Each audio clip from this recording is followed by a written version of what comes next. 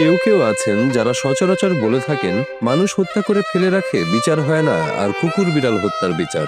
তবে এবার ঈশ্বরদীতে ঘটে যাওয়া একসঙ্গে ৮ কুকুরছানাকে বস্তায় ভরে পানিতে ডুবিয়ে মারার ঘটনায় সারা দেশে নিন্দার ঝড় ওঠে।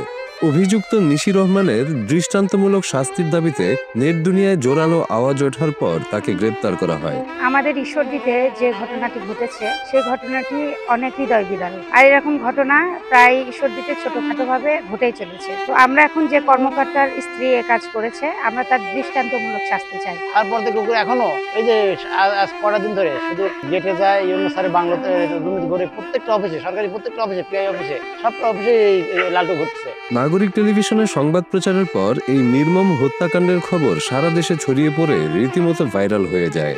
এরপরই ৮টি জীবিত কুকুরছানাকে বস্তাবন্দি করে পানিতে ফেলে হত্যার মামলায় গ্রেফতার করা হয় অভিযুক্ত নিশি রহমানকে। হত্যাকাণ্ডের বিষয়টা সর্বপ্রথম নাগরিক টিভি আসে, এখানে আসে এই নিউজটা করে, ওনারা আমাদের বক্তব্য নেয়, আমরা তাদের কাছে বক্তব্য দিই। নাগরিক টিভি এখন তো এখানে আছে, আমি তাদের সাক্ষাৎকার এভাবে নেওয়ার জন্য খুবই ধন্যবাদ জানাই। আর তারা যেভাবে প্রচার করছে এভাবে যেন প্রচার চালিয়ে যায় সব ক্ষেত্রেই। প্রাণীদের নিয়ে কাজ করা বিভিন্ন সংগঠনের মানুষ দূর দূরান্ত থেকে এই মামলায় সহায়তা করার জন্য ঈশ্বরদী ছুটে গিয়েছেন। মূলত নাগরিক টিভিতে যে ঘটনাটা প্রথম আসে যে ৮জন সদ্য জন্ম নেওয়া বাচ্চাকে, কুকুরের বাচ্চাকে তারা পানিতে ডুবে মেরে ফেলে, এবং এই ঘটনাটা আসলে আমাদের সবাইকে নাড়া দেয়। এবং আমরা আসলে দেখছিলাম যে ঈশ্বরদীর মানুষ বা এখানকার সচেতন মানুষরা কি করেন বা কি ভূমিকা নেন। তো সেখানে আমরা দেখেছি যে এখানে প্রচুর মানুষ সাড়া দিয়েছেন, তাদের সবাইকে ব্যথিত করেছে। সেই তাদের সাথে যুক্ত হওয়ার জন্য ঢাকা থেকে আমি এসেছিলাম আজকে এখানে।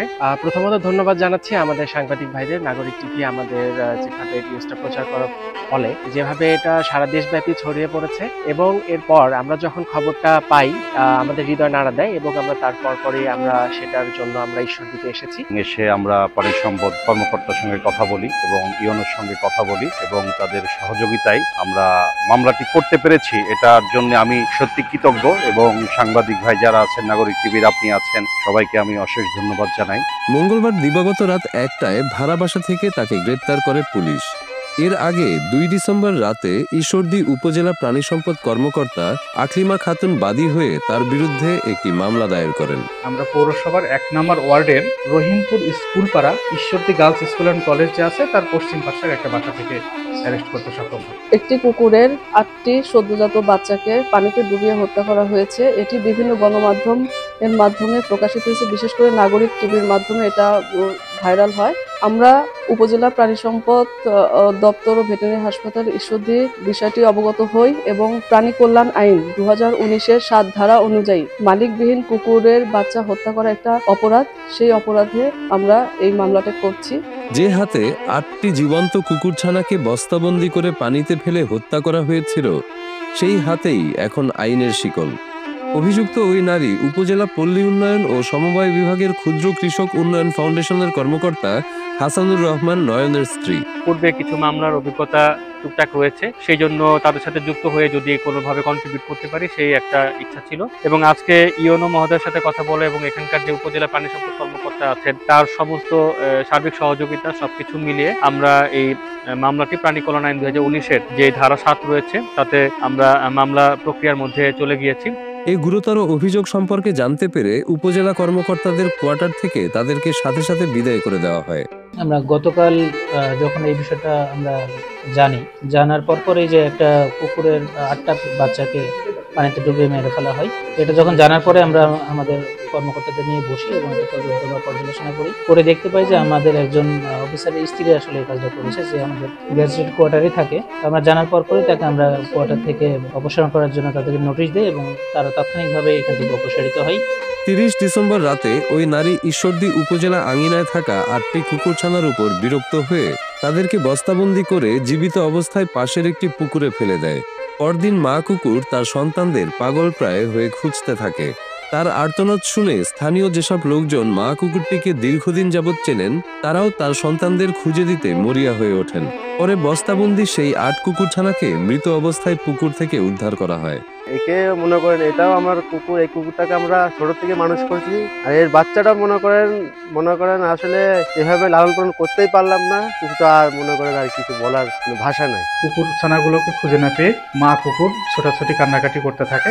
তখন উপজেলা প্রাঙ্গণে যারা অন্যান্য কর্মকর্তা কর্মচারী আছেন তারা বাচ্চাগুলোর সন্ধান করে। অনুসন্ধানের এক পর্যায়ে যখন নিশি বেগমকে এবং তার স্বামীকে জিজ্ঞাসা করা হয় কুকুর ছানাগুলো কোথায় আছে, তারা জানেন না বলে জানান। কিন্তু তাদের একমাত্র পুত্র আভান তিনি বলে যে আমার মা কুকুর ছানাগুলোকে বস্তায় ভরে পুকুরে ফেলে দিয়েছে। এ নিয়ে গণমাধ্যমে সংবাদ প্রচার করার পর তা ঊর্ধ্বতন ব্যক্তিবর্গের নজরে আসে।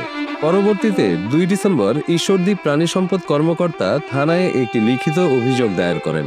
মামলা হওয়ার পর রাতেই অভিযান চালিয়ে অভিযুক্ত নারীকে গ্রেপ্তার করা হয়। আমার মা কুকুর ছানাগুলোকে বস্তায় ভরে পুকুরে ফেলে দিয়েছে।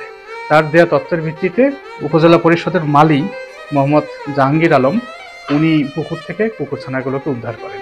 এ থেকে আমরা ধরে নিতে পারি যে উক্ত নারী নিশি রহমান তিনি এই হত্যাকাণ্ডের সাথে জড়িত থাকতে পারেন। আমরা বিষয়টি তদন্ত করছি, তদন্ত শেষ হলে আমরা পূর্ণ বিষয়টি আপনাদেরকে জানাতে পারব। মা কুকুরটি এখনো স্বাভাবিক হতে পারছে না। স্থানীয় এক যুবক তার দেখভাল করেন। এখন মোটামুটি এখন বর্তমান অবস্থান একটু ভালো আছে, যেহেতু ওকে আসলে কুকুরটাকে শান্ত দিচ্ছি, যেহেতু ও অনেক ছুটাছুটি করতেছে।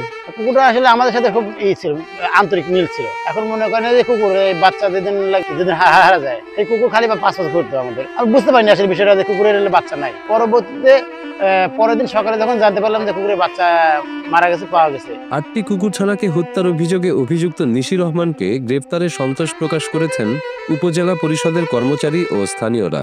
জানা যায় 3 ডিসেম্বর বিকালে অভিযুক্তকে আদালতের মাধ্যমে জেল হাজতে প্রেরণ করা হবে। এই বিষয়ে মামলাটা হয়েছে, আমরা এর কঠোর একটা বিচার চাই এবং যে আমাদের কুকুরটার অবস্থা সেরকম স্বাভাবিক না, তারপরে মনে করেন আমরা চিকিৎসা চালাই যাচ্ছি। কুকুরটা মারছে ধরা পড়ছে কি তার কাছে যায় লালটা খুব করতেছে, তবে সে ধরাতে আসলে একটা অমানবিক কাজ করছে, এর একটা শাস্তি শুধু ধরা পড়ছে আর বিচার হবে, এটা আসলে একটা দৃষ্টান্তমূলক এবং শাস্তি হওয়াটা জরুরি। উপজেলা নির্বাহী কর্মকর্তা জানান তারা এলাকার অন্যান্য কুকুরদের চিকিৎসা করানোর উদ্যোগ নিয়েছেন। অন্যান্য কুকুর যেটা আছে তারও আমরা ট্রিটমেন্টের জন্য ব্যবস্থা নিয়েছি ল্যাবরেটরির মাধ্যমে। আর অন্যান্য আইনগত বিষয়ে আমাদের প্রাণী সম্পদ দপ্তর কাজ করছে। আমাদের দেশে প্রাণী হত্যা মামলায় দৃষ্টান্তমূলক শাস্তির নজির না থাকার কারণে এসব অপরাধের হার কমছে না।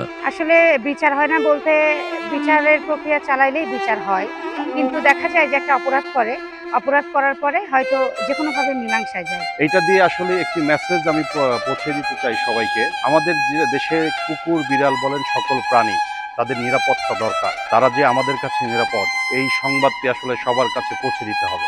মানুষ সৃষ্টির সেরা জীব হলেও মানুষ নামধারী অনেক অমানুষও আমাদের সমাজে ছড়িয়ে ছিটিয়ে আছে।